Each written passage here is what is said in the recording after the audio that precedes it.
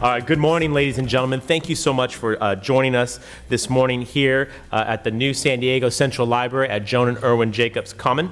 I'm joined this morning by a group of wonderful leaders from our community. Chris Gonover, who's the director of our Environmental Services Department.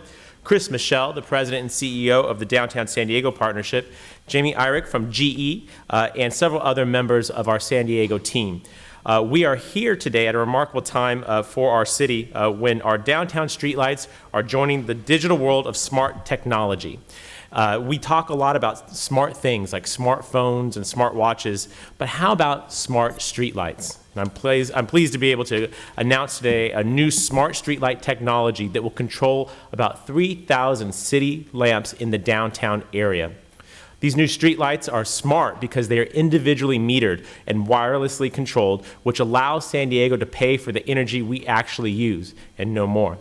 That means that city staff will have real-time data on the lights that are working or not, so we can eliminate the old method of relying on citizens' complaints to tell us when a light is out or when it's malfunctioning. That makes our service provision a lot more efficient.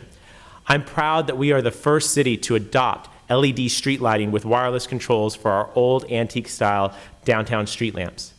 2 weeks ago at the State of the City address, I said that San Diego should be a leader, a global leader, when it comes to the challenge of climate change and to finding sustainable solutions, and that we would do that and we would pioneer new technologies that could be exported to other communities. That work is starting here today. As you may know, a major operating expense for San Diego, as well as for other cities, is, of course, street lighting. And upgrading to energy-efficient LEDs will allow San Diego to save more than $254,000 annually. This $5.4 million project is financed by state and federal loans, a grant, and SDG&E rebate funds, and, of course, with the help of our friends at GE. My last point is perhaps the most important one. I want to emphasize that this lighting upgrade will not cost city taxpayer dollars a dime, because the lighting upgrades will be paid for over time through the savings that are generated through the reduction in energy use and the more efficient way that we handle repairs. I also want to acknowledge Marty Truck, who is here from Clean Tech San Diego. Marty, appreciate you being here. Also in the State of the City address, I mentioned that Clean Tech are our partners in figuring out how to find these pioneering technologies, to bring them to the community, and then to export them out. And again, Clean Tech has been a wonderful partner in this effort. So thank you, Marty, for being here. And I think I see Jim Waring in the back there, too. Jim, thanks for being here. I also want to give a shout out to our wonderful city staff, of course led today by Chris Gonover, the city's Environmental Services Department. These are folks who spend every day trying to figure out ways to be more efficient, more effective, to help us really build and burnish our credentials as not only just America's finest city, but really a truly great city in the 21st century. So Chris is going to tell us more about this project and how it'll benefit all San Diegans. But again, Chris, thank you for the great work that you do in leading our Environmental Services Department. Chris.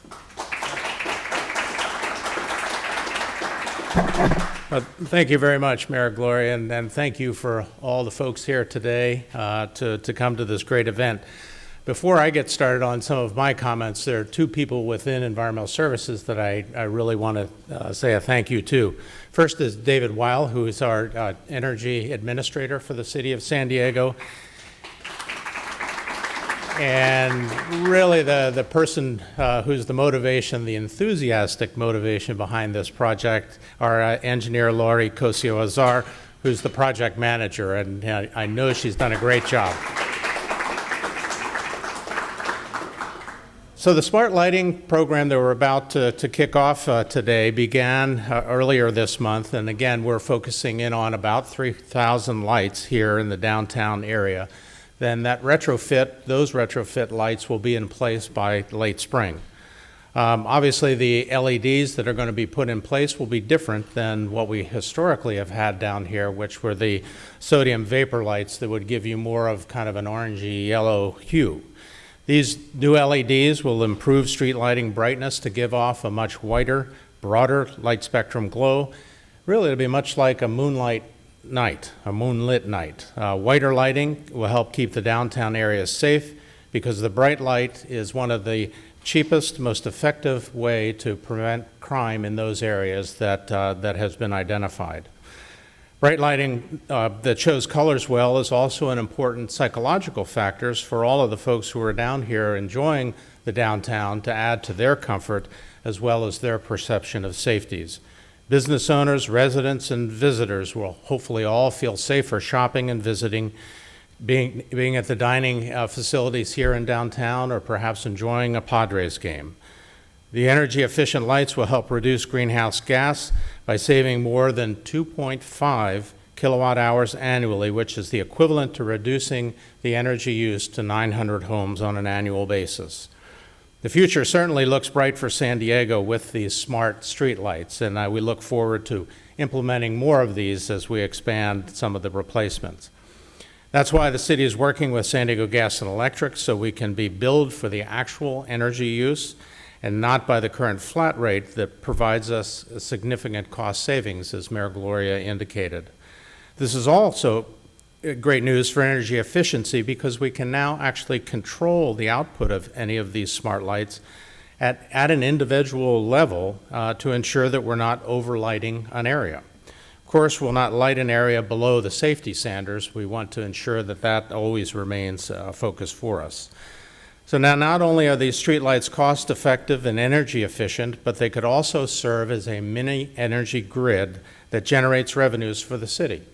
So if we imagine for a minute, the city could lease out its downtown light poles for such applications as electrical vehicle charging, cellular bandwidth signal boosters, and applications that we really probably can't even think of today. All of this could not have happened without the help of our partners, and the first partner that I would like to introduce is Chris Michel with the Downtown San Diego Partnership.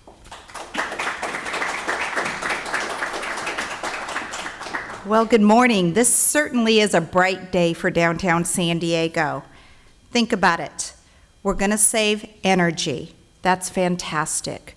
We're going to save money, over $250,000 a year.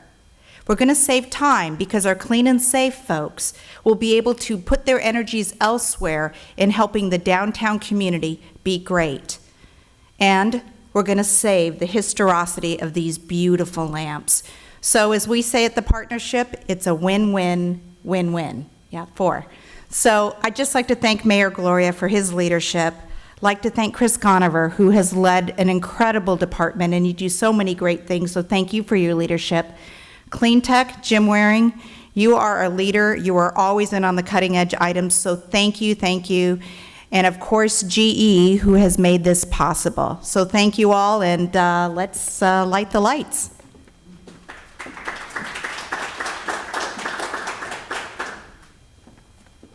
So the next person I'm privileged to introduce is Jamie Eyrich, who's the General Manager of Lighting North America Professional Solutions, GE Lighting. So Jamie, come on up.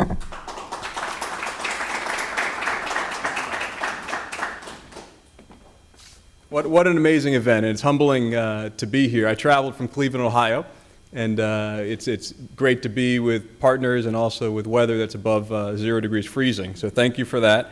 You know, I'm struck as I listen to remarks from the mayor and Chris just on the historical common thread that we have here. Some of you may know GE Lighting is actually the cornerstone and the first business within the General Electric company. And GE Lighting was started by our founder, Thomas Edison.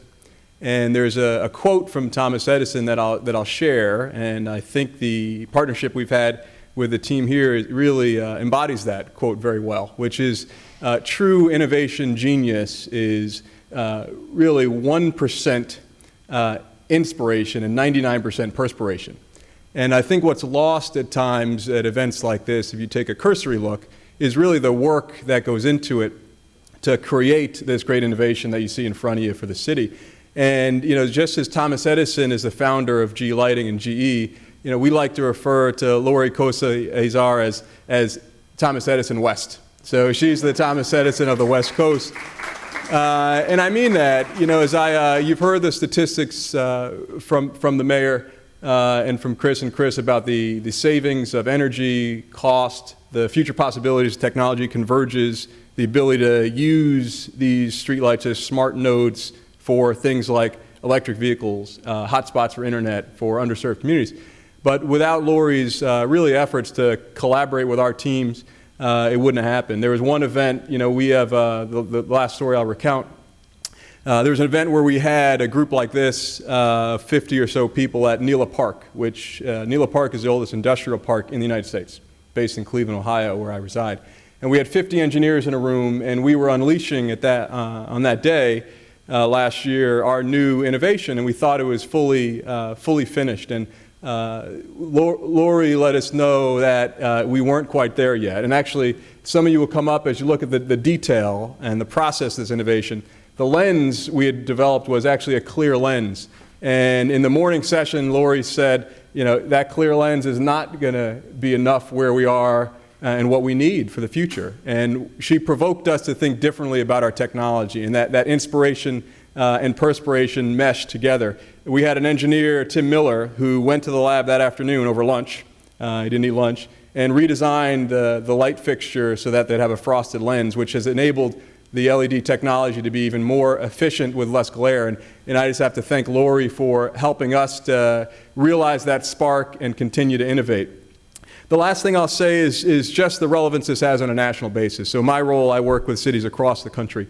And in conversations with a mayor this morning and a chief of staff of another city on the East Coast, you all in San Diego and the mayor, your efforts here will be a spark for the rest of the country. As they learn from what you've done here, the innovation. This is the first rollout of the GE LightGrid LED fixture with wireless controls at scale in the nation. And I just hope that this becomes a hallmark and a monument for others to follow. I'm so excited for this partnership that we have, and I look forward to continuing to partner with the city as you roll out technology and also serve as a beacon of light, excuse the pun, for the rest of the nation. So with that, I just want to say thank you. I know Lori is going to come up and actually start the demonstration, and we'll take some questions afterwards about some of the underpinning of the technology. So thank you for letting us partner with you and be here today. Thank you so much. Appreciate it. I'm so excited to be here today and welcome everyone here. I want to show you our stuff. First of all, we have the magic in the node. This is the node. And this node is underneath the finial of the fixture.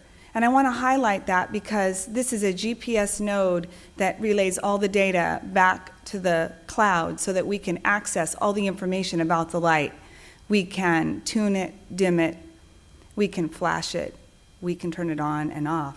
And we know if it's not working for our community, which is so important. I want to highlight the light at the end. We have the decorative cap off to show you where the node is. So this is the meter. This is going to be our new meter grade node for the nation. So we're working with our utility right now to come up with a new ANSI standard for this node. So with that said, I'd like to also highlight some of the features to the fixture that were important for downtown, as we found with our survey that we had with the community. There's a frosted lens, as Jamie mentioned, but we also have added an asymmetrical component to the fixture so that when there's a residence at a 21-foot high pole and it's on the second level of their bedroom, we have asymmetrical fixtures where half of the light shines to the street and the other half is dark. So it sheds light on the street and the sidewalk enough for the pedestrians, but it doesn't provide all that unwanted light trespass into the residents' homes. So we really were thrilled with that extra added benefit with the fixture. In addition to that, we have the lens that prevents birds, webs, spiders from entering the fixture. And now I'm going to flash them for you, and I'm going to turn them on and off, and we're going to go outside as well. This is just a little taste.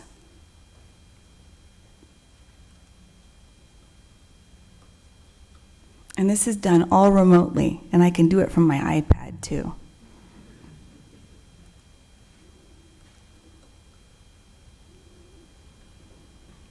And then we're going to go outside as well. I'm going to show you similar, but inside's a little easier for you to see.